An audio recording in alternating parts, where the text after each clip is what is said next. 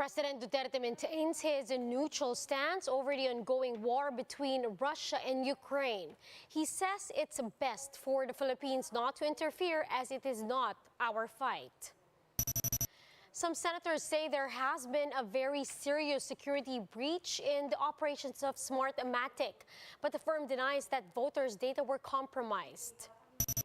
Vice President Rodrigo continues to woo voters in Mindanao. On Wednesday, she told her supporters in Zamboanga City that a whole-of-nation approach is the way to address terrorism in the country. And Poland's Karolina Bilawska took home the 70th Miss World crown. Now, Miss Philippines Tracy Maureen Perez, meanwhile, ended her Miss World journey in the top 13.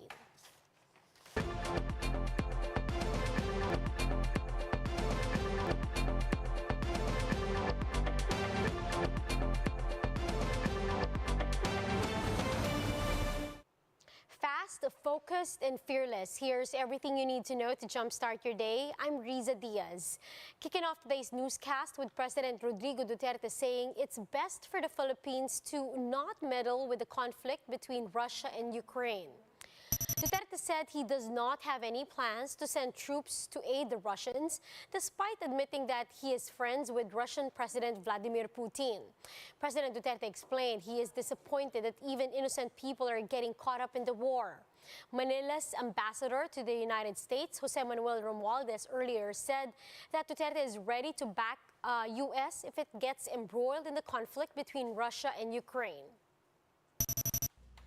We have to end this war. Itong neutrality na to, we just maintain it. Palayo taron di ita maapil. Dili ko mo-commit, hindi natin awayan. Huwag tayong makialam. The chief executive also revealed that he has killed some criminals before. He claimed that he is not afraid of any charges that the International Criminal Court will file against him for doing so. Pinatay ko puro kriminal. Bakit ko pinatay? Sa droga. I am a Filipino. If I am accused of something, it must be within the jurisdiction of the Philippines.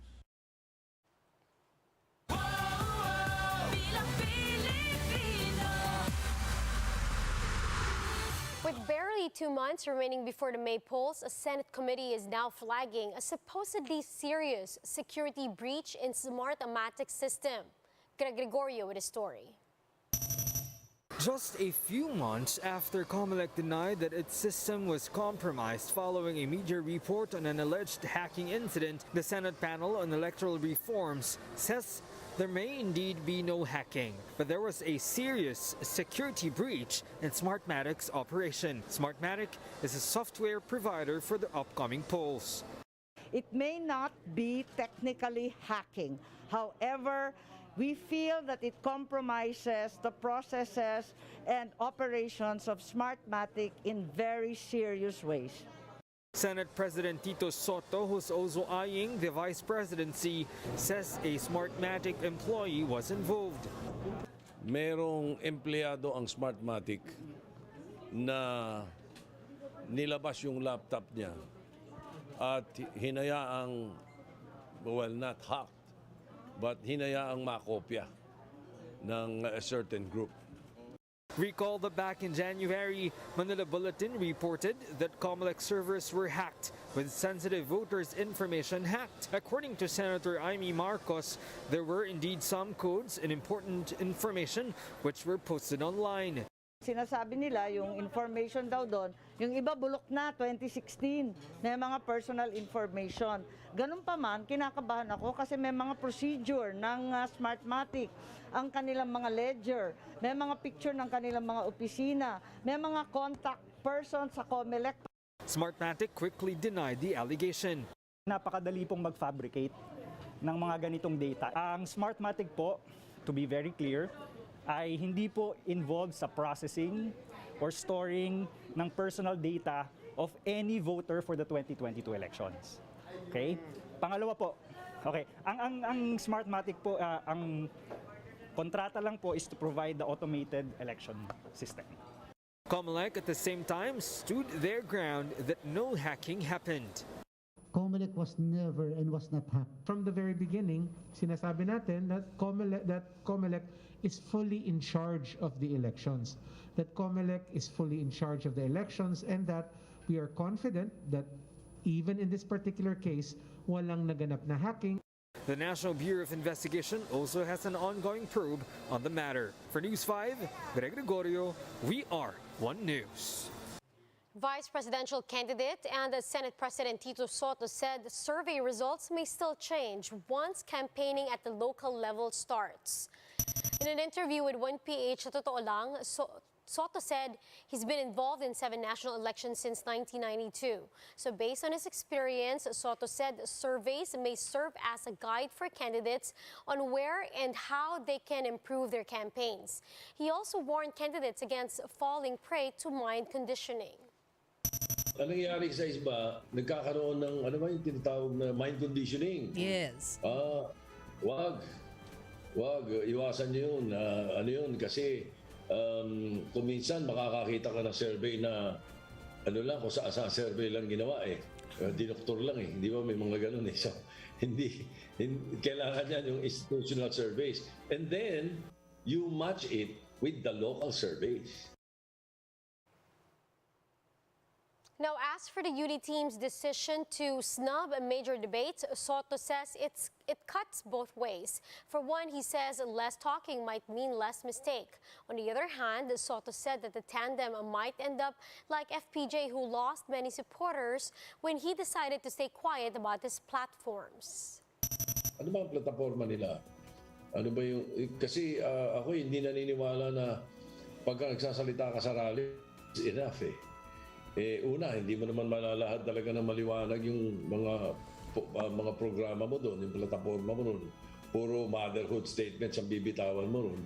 Puro ganito, ganyan lang ang masasabi mo. Hindi talaga maliwanag.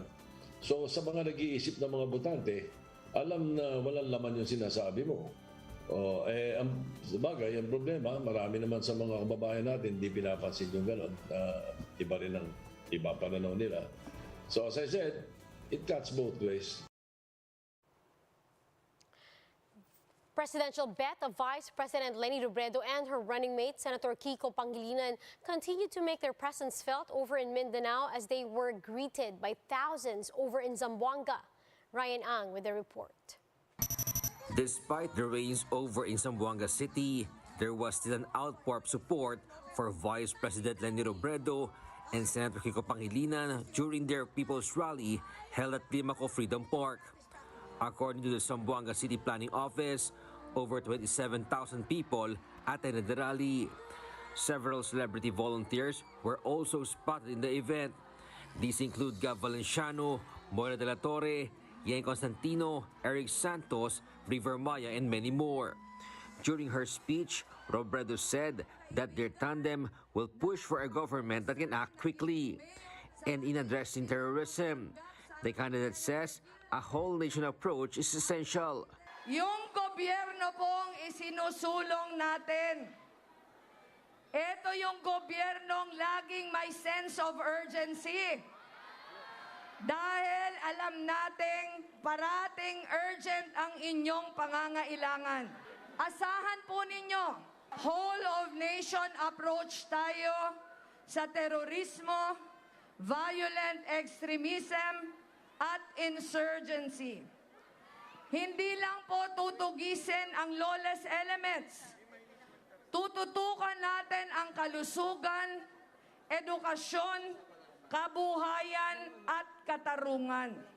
Robredo also said that if elected, she will focus on fixing the frequent power interruption in the province. Titiyakin po natin nakahanay sa best practices ang proseso ng contracting, power sourcing, at planning para may sapat na supply sa tamang halaga at may ilaw sa bawat tahanan sa Zamboanga. The Vice President then thanked her volunteers who continue to support her campaign. Dito nagsisimula ang pagkakaisang hindi kayang pekein. Hindi kayang hakutin. Hindi bayaran.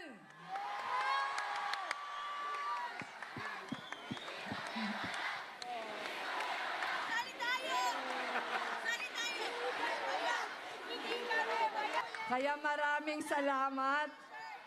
At kung enerhiya, tapang at paninindigan ng Zamboanga ang sukatan, walang kaduda-duda. Ay keda kita victorioso.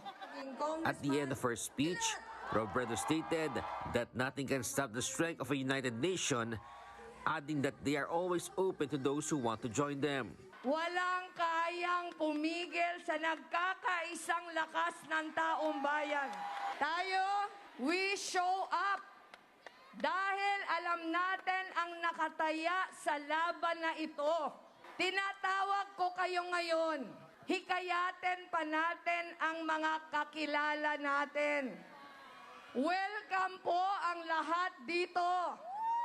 Sabihin natin sa kanila, masaya dito. Puno ng pag-asa dito. As part of their campaign in Mindanao, the Lenny Kiko tandem also made their way to Zamboanga del Norte, where over 50,000 individuals attended the rally. For News 5, Ryan Ang, We Are One News. Let's find out where presidential candidates are headed today. Presidential candidate Isko Moreno will hold a motorcade around Bacoor, Cavite this afternoon. That will be followed by a campaign rally at the Kawit Freedom Park in the evening.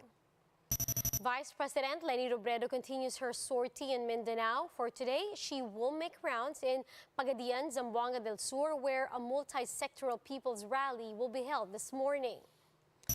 Meanwhile, PLM standard bearers Calyodi de Guzman and Walden Bello will be at the #Transpo Talks. This is a forum organized by the Move as One coalition to discuss the most pressing issues in the transport sector. Finally, Vice Presidential bet Sara Duterte will fly to Cebu this afternoon for the inauguration of the Uniteam headquarters in Cebu Province. That will be followed by a meeting with Cebu Governor Gwen Garcia.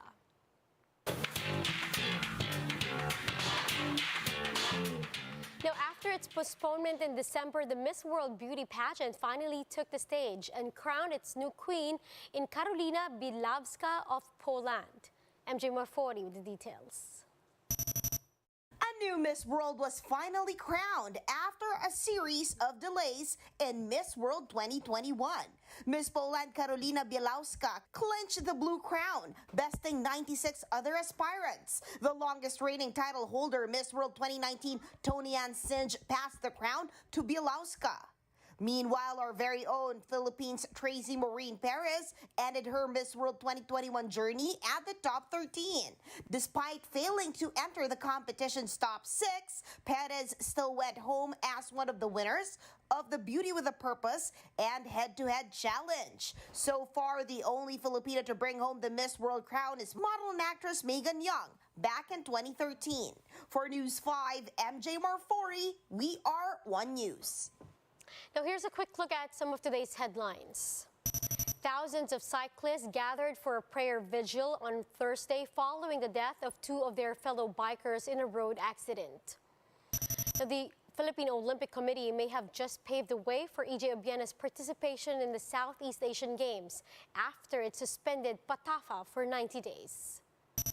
And in world news, a 7.4 magnitude quake jolted the northeast coast of Japan, leaving more than 2 million homes without power.